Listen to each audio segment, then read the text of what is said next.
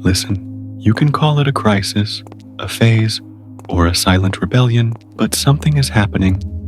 Quietly, all around you, men are walking away, not out of hate, not out of bitterness, but out of exhaustion. They're not fighting, they're not arguing, they're simply stepping back, and the world doesn't seem to notice. You can see it if you look closely, in the way men have stopped chasing, stopped texting first, stopped planning the dates, stopped trying to fix what keeps breaking. It's not that they don't care anymore.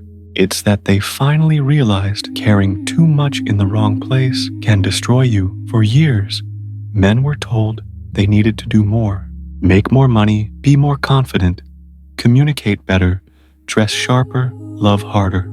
And they did. But somehow, it was never enough. Every time they improved, the goalposts moved. Every time they gave, the gratitude disappeared. Now, the same men who once dreamed about marriage, who wanted to build something real, are sitting alone in apartments that are finally quiet. No yelling, no chaos, no confusion, just peace. And that peace, it feels better than love ever did. Because modern love, at least the way it's sold, started to feel like a debt you could never pay off. A man could give his time, his effort, his loyalty, his entire heart, and still be told he's not enough, still be compared to someone richer, taller, more exciting, more mysterious. So men stopped playing the game. They stopped auditioning for roles they never applied for. They stopped chasing people who saw them as replaceable. And something unexpected happened. When they stopped chasing, they found clarity. When they stopped proving, they found power. And when they stopped dating, they found peace. But here's the truth that nobody wants to say out loud. Men didn't just give up on dating. They gave up on trying to be chosen. Because when every conversation feels like a test, when every relationship feels like a transaction, and when every act of love feels like a performance, the heart stops showing up. This isn't about anger. It's about realization. It's about a generation of men who looked at the modern dating market and said, "No thanks. I'd rather be alone than be drained." And for the first time in decades, being alone doesn't feel like losing. It feels like winning. Section 1. The shift didn't happen overnight. There wasn't some mass announcement or protest. No movement, no hashtags. It happened in silence. One date, one disappointment, one she ghosted me at a time. It happened when men realized effort no longer guaranteed connection, when showing up with good intentions didn't mean anything anymore, when sincerity became invisible and games became the new language of love. You could see it in the way conversations changed. Once dating was simple: dinner, laughter, long drives, awkward smiles. Now, it's interviews, checklists, negotiations. A man used to walk into a date hoping to meet someone kind. Now he walks in, wondering what test he's about to fail. It's subtle, but it's everywhere. The casual comments about bare minimum men, the constant reminders that she deserves the best, the quiet pressure that being a good man isn't good enough unless he's exceptional. So men started stepping back, first mentally, then emotionally, then physically. You'll notice it in small ways. He stops messaging first, not because he's playing games, but because he's tired of starting conversations that go nowhere. He stops offering to plan the date, because last time he did, she said she wasn't feeling it. He stopped trying to impress, because every time he did, it felt like a job interview with no callback. Somewhere along the line, men stopped believing they were partners. They started feeling like applicants, and slowly, something shifted. They began to realize they didn't need to prove their worth to people who couldn't see it. They realized peace isn't found in being loved. It's found in being free from the need for approval. A man who used to check his phone every few minutes now leaves it face down while he works out, reads, cooks, builds, learns, creates, because validation doesn't fuel him anymore. Purpose does. This isn't bitterness. It's evolution. Men have quietly adapted to rejection fatigue. They've replaced dating apps with gym memberships, late-night texts with podcasts, emotional drama with long drives in silence, and they're happier because the truth is, peace is addictive. Once a man experiences it, chaos feels unbearable. You can't shame him into coming back, can't guilt him into chasing again, can't convince him that loneliness is worse than emptiness, because he's been both, and he knows which one hurts less. Ask any man in his 30s today, and he'll tell you he's not afraid of being single. He's afraid of losing himself, trying not to be. That's the shift. That's the quiet revolution nobody talks about. It's not hate. It's not revenge. It's simply men choosing sanity over struggle. And the irony? They didn't stop dating because they stopped believing in love. They stopped because love stopped believing in them. Section 2. The disappearing value of men. There was a time when effort meant everything. When showing up mattered. When doing your best counted for something. But somewhere, between filtered selfies and highlight reels, effort stopped being enough. Men didn't notice it right away. They kept trying. They kept giving. They thought, maybe if I work harder, I'll finally be appreciated. But instead of being seen, they were measured. A man's kindness became simple energy, his generosity expected, his loyalty taken for granted, and his silence misinterpreted as weakness. He'd open a door, and she'd roll her eyes. He'd compliment her, and she'd call it cringe. He'd plan a date, and she'd post it online without mentioning his name. It's not that appreciation disappeared. It just stopped going both ways. Somewhere along the line, men went from providers to placeholders, useful until replaced, valuable until criticized, wanted until expected. And when men realized their effort didn't hold value anymore, they stopped offering it. They learned the hard way that love today often feels like a subscription. Pay monthly, get minimal returns. Cancel anytime. You see it in small details. He used to bring flowers. Now he brings silence. He used to surprise her with plans. Now he just asks what she wants to do and lets her decide. Because no matter what he chooses, it's probably wrong anyway. And that constant pressure to always be right, to always perform, kills something inside a man. Not his pride, not his ego, but his spirit. Men are simple in their design. They don't need luxury, validation, or endless attention. They just need to feel valued, not for what they can buy, not for what they can fix, not for how tall or funny or confident they are, but for who they are when no one's watching. But that's the part of men that got lost, that quiet decency that once made them heroes in their own homes became invisible. Now, effort has become a transaction, not a gift. A woman expects it, but doesn't return it. She wants him to text first, pay first, plan first, apologize first, even when she's the one who's wrong. And slowly, men began to ask a dangerous question. What's the point? If love is just labor without reward, why volunteer for it? If giving your best only gets you blamed for not giving more, why keep giving at all? That's when they began to disappear. Not dramatically, not angrily, just quietly. They stopped calling, stopped caring, stopped hoping, not because they stopped loving, but because they were tired of proving they were worth being loved back.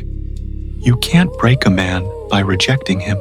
You break him by making his effort meaningless, and that's what happened. Now, you'll find those same men in places where effort still matters, at the gym, in their work, in their craft, in their solitude. They pour their energy into things that won't betray them, won't belittle them, won't ask them to apologize for trying too hard. They've learned something most people don't understand until it's too late. That peace, not love, is the ultimate prize. And when you give a man peace, he'll move mountains for you, but take it away, and he'll never come back. Section 3.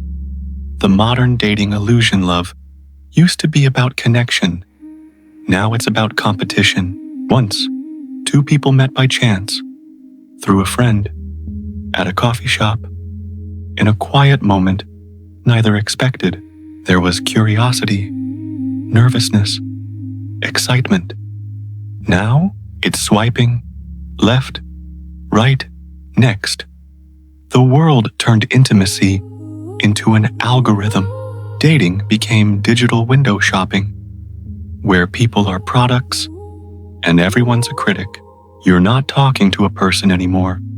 You're talking to a profile, a curated, filtered, perfectly optimized highlight reel.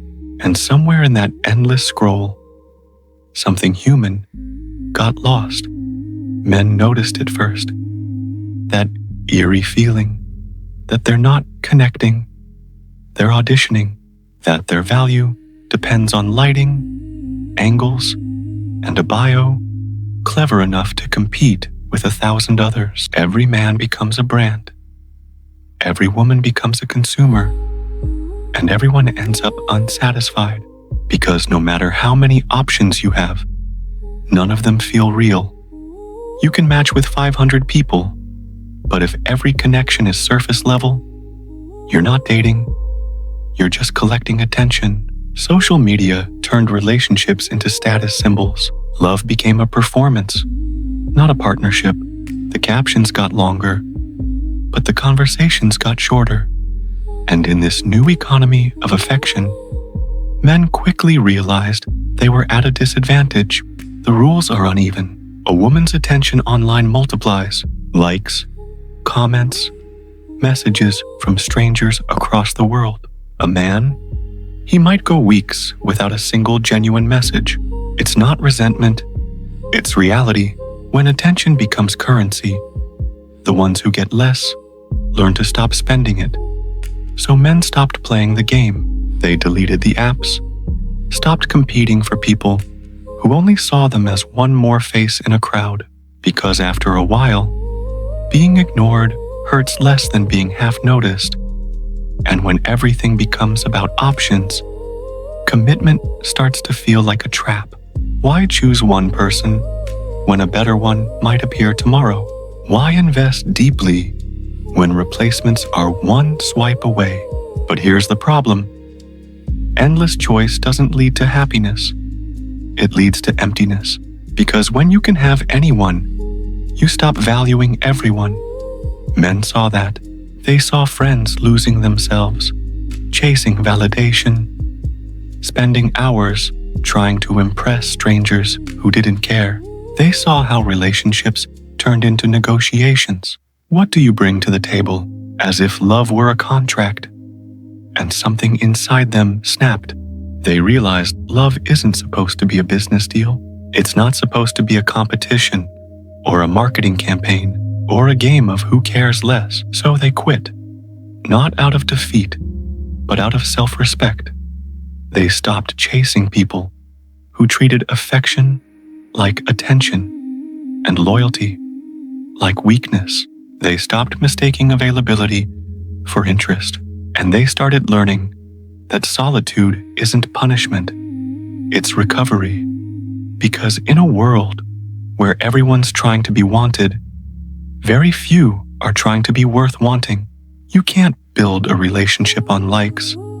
You can't build trust through filters. You can't build love when you're competing with fantasy. And when men realized that, they walked away. They stopped chasing illusions and started chasing peace. They stopped trying to be chosen and started choosing themselves. And the irony? That's when they finally started to heal. Because maybe the real modern love story isn't two people finding each other anymore. It's one person finally finding himself. Section 4. The peace. They found it first. Being alone felt strange. The silence was heavy. The empty spaces felt louder than words. But then, something unexpected happened. The silence started to feel good. The noise stopped. The tension faded. The confusion disappeared. For the first time in years, men could hear themselves think.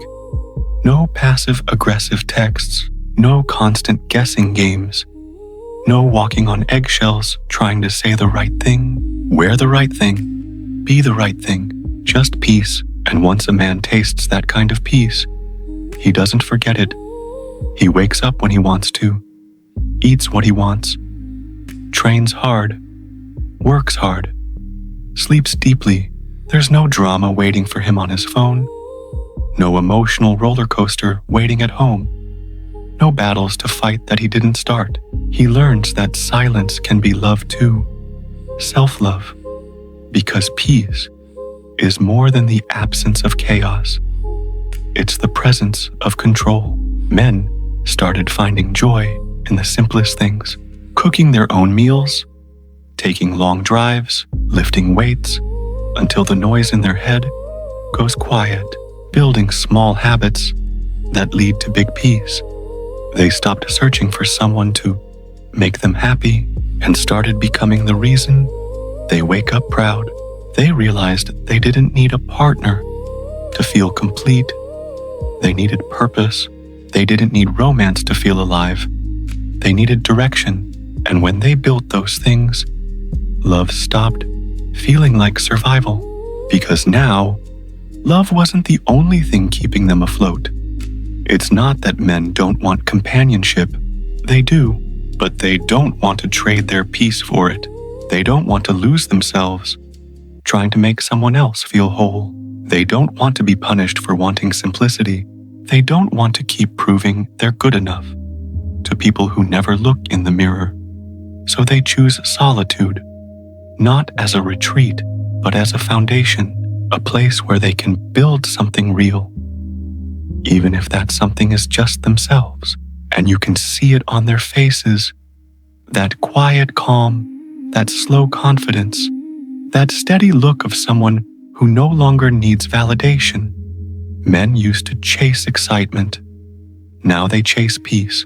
And peace, ironically, makes them more attractive than anything else ever did. Because a man at peace isn't desperate. He doesn't beg, doesn't argue, doesn't chase.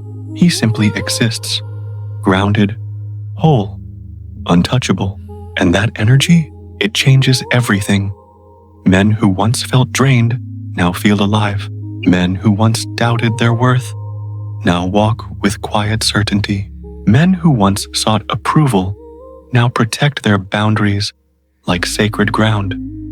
They've realized that the real freedom isn't in being single or taken. It's in being centered.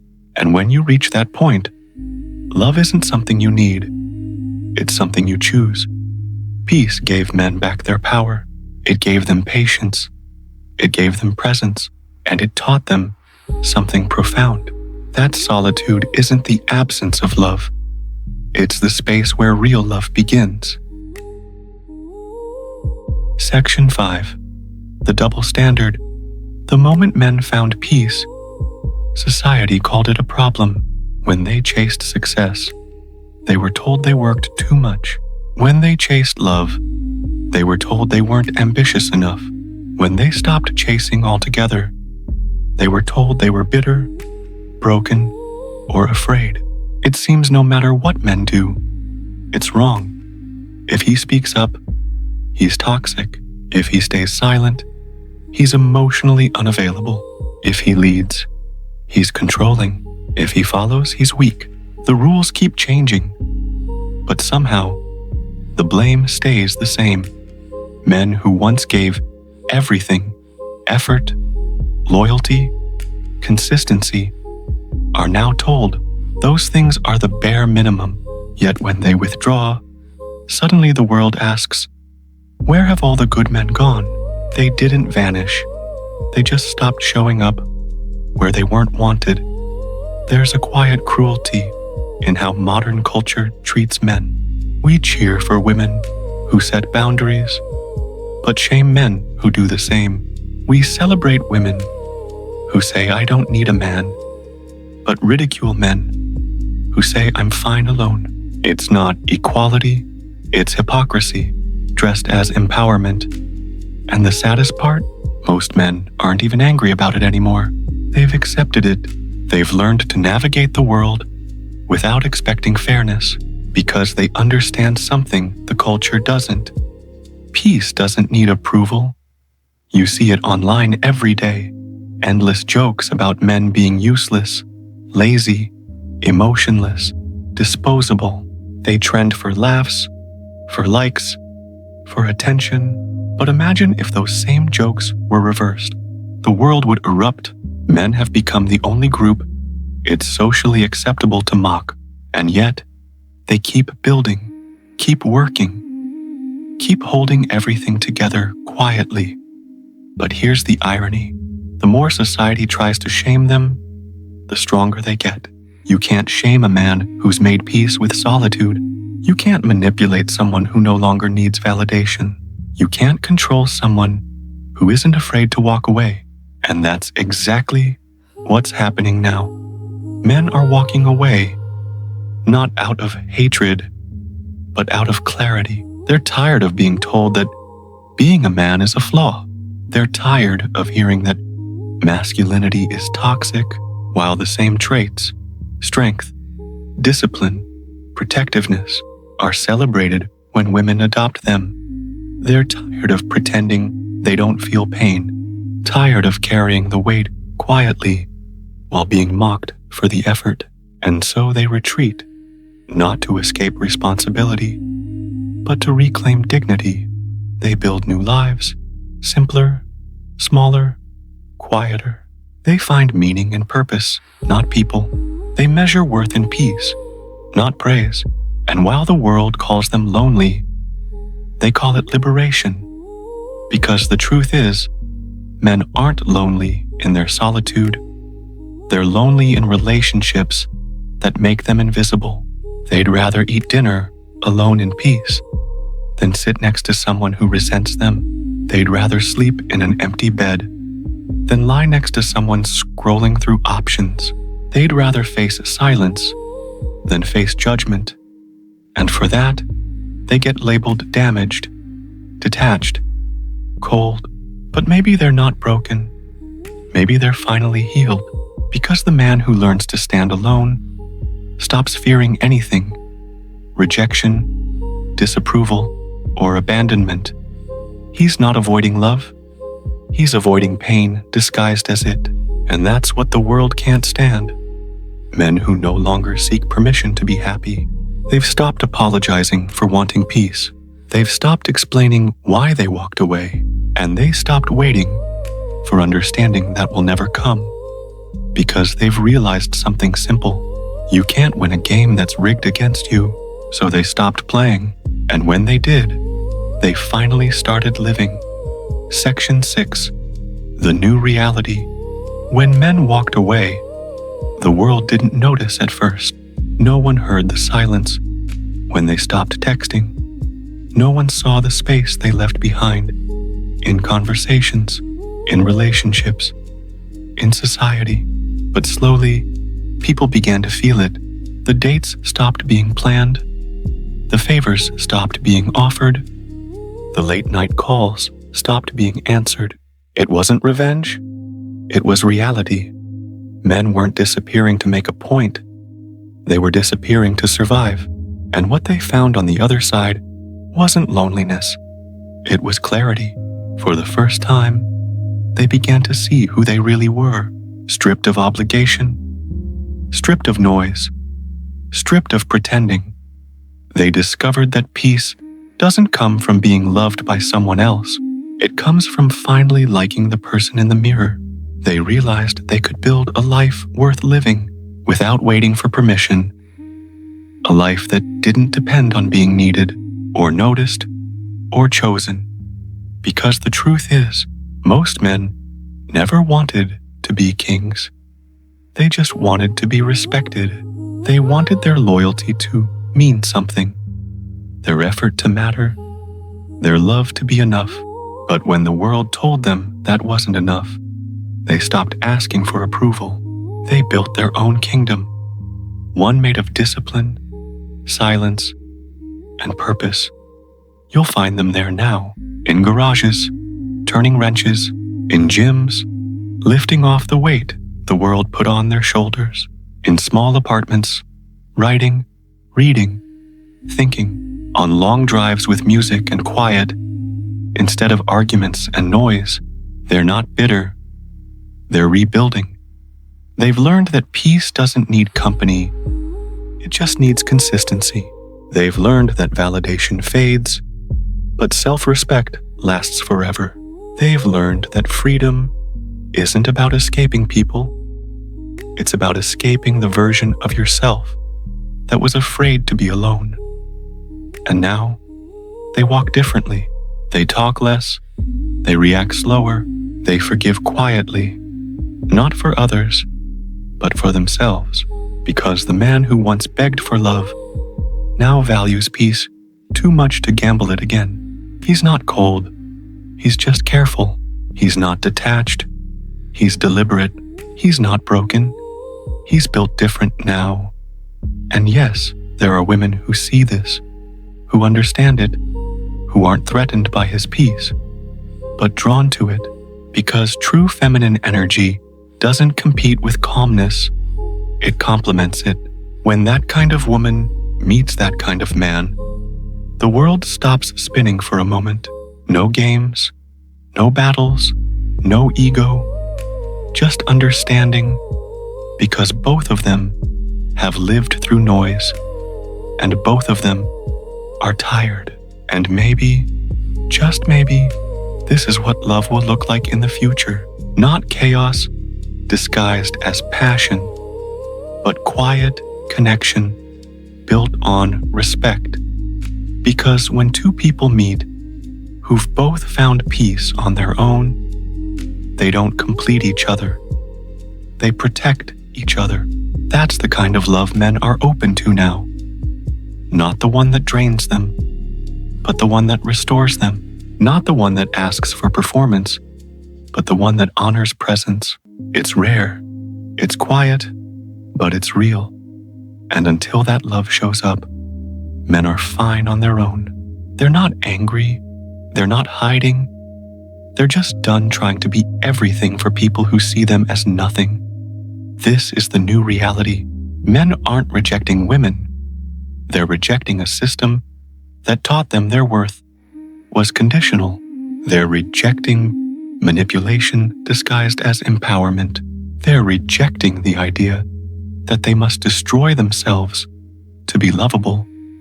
Because the truth is, a man who walks alone isn't lost. He's just walking a path nobody else is brave enough to take. And if you ask him whether he's lonely, he'll smile softly and say, "No, I'm at peace." Then he'll put his phone down, take a breath, and go back to building a life that no one can take from him. Because in the end, maybe happiness was never found in being chosen. Maybe it was found in choosing yourself.